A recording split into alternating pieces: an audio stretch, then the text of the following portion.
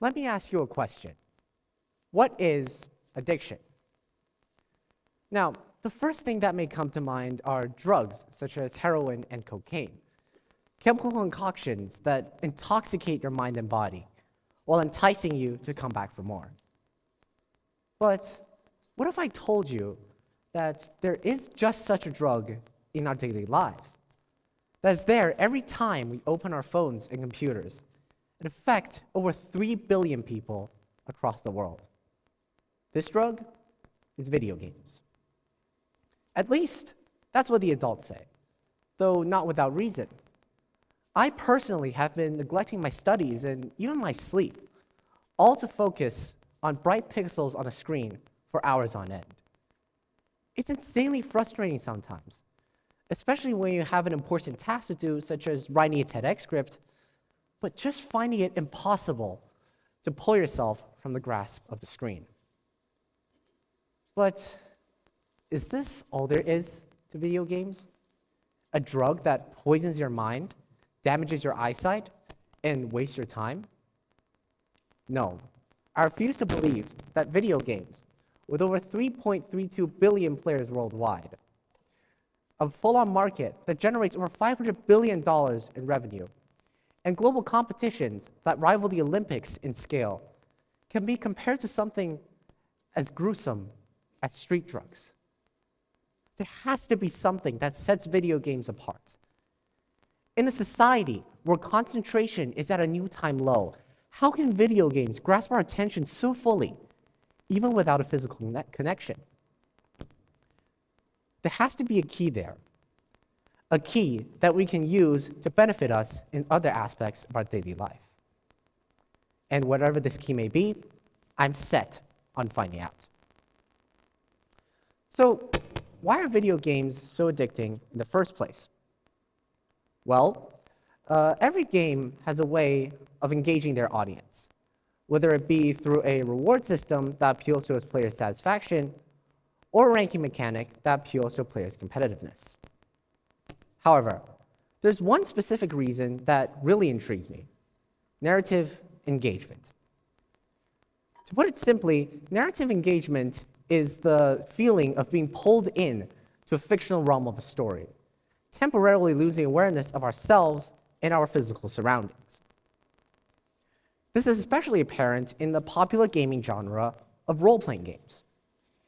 In a role-playing game, you are the protagonist in a branching storyline, exploring a vast world, interacting with in-game characters, and engaging in an intricate plot. Paired with stunning visuals and realistic audio, these games seek to engage you with realism, merging the worlds of imagination and reality onto a single screen. But for those who don't play these types of games, you might find this absurd.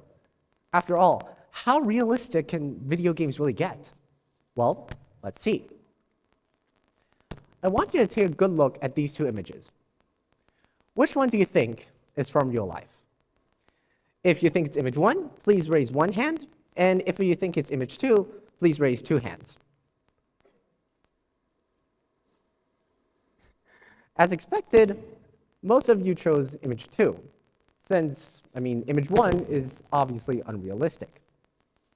But what if I told you that image 2 is actually a screenshot from the high-quality driving game Forza Horizon 5? Shocking, right? The attention to detail, even the shadows from the water and the sun, they're all so realistic. And this is the point I want to make. Modern technology has progressed to a point where it can simulate a world so real that even our brains can barely tell the difference. But that's just the engagement. What about the narrative? Well, just like in a book or film, in a video game, it's the characters that drive the plot forward and make the story interesting.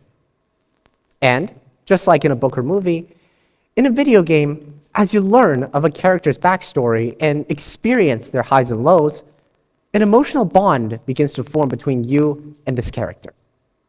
However, One thing that books and movies can't do is make you experience this firsthand.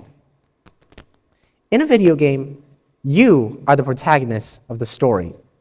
You get to make decisions that affect the outcome of the plot. And this deepens this player-character connection to one of empathy and fate.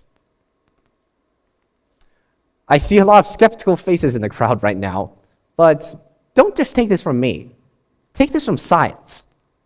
Our brains have something called mirror neurons, cells that react both when we perform an action or when somebody else performs an action. As our brains see someone performing an action, they undergo this type of mental rehearsal and decide how to react accordingly to said action. It's sort of a defense mechanism, if you will. However, mirror neurons also act as a key part of our feeling of empathy. As our brain undergoes this mental rehearsal, we subconsciously put ourselves in the other person's, or in this case, character's shoes. We understand their choices, feel their emotions, and identify with their struggles. This is what makes video games so immersive and engaging, because every action we make in-game is subconsciously reflected upon ourselves in the real world. Now that we know how narrative engagement works, let's go back to the original question. How can we use it in other aspects of our daily life? Well, let me give you an example. Imagine learning of the D-Day landings of 1944 in history class.